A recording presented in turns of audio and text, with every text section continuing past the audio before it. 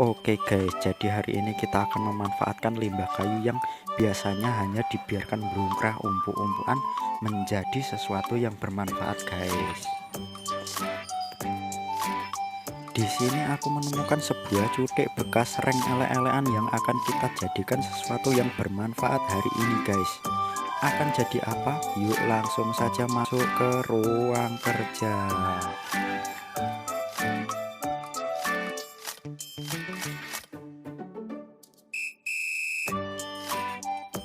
Oke guys, jadi ini reng bekas yang sudah kekrepen di pangan rayap tadi akan kita potong sepanjang 30 cm. Oke, sekarang kita ukur dulu dan kita urek-urek dengan menggunakan pulpen guys. Sek, buat kalian yang belum subscribe, subscribe dulu guys. Karena apa?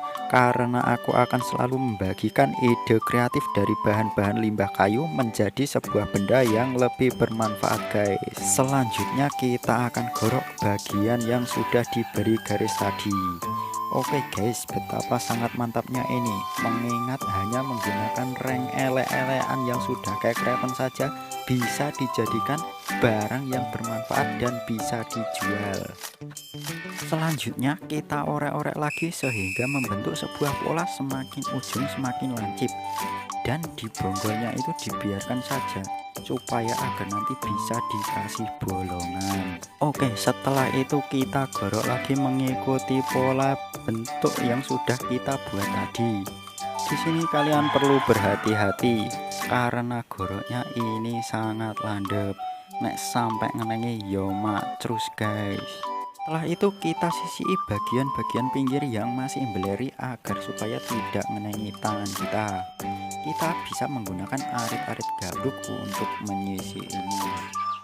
Setelah selesai menyisih, selanjutnya kita cari pecahan mangkok beling yang sudah pecah dan tidak berguna. Ini akan kita gunakan juga untuk menambah tekstur halus pada bagian permukaan kayu. Caranya juga sama, kita kerokkan bagian pecahan beling yang tajam ke permukaan kayu.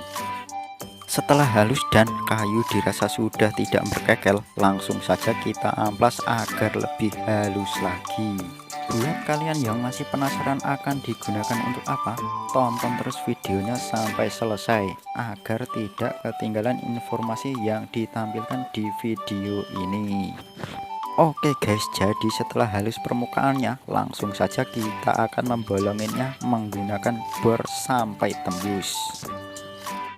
Setelah itu kita pasangi tali agar nanti jikalau sudah selesai digunakan bisa kita simpan dengan cara dicantolkan agar lebih rapi dan tidak cuma digeledakkan sembarangan saja.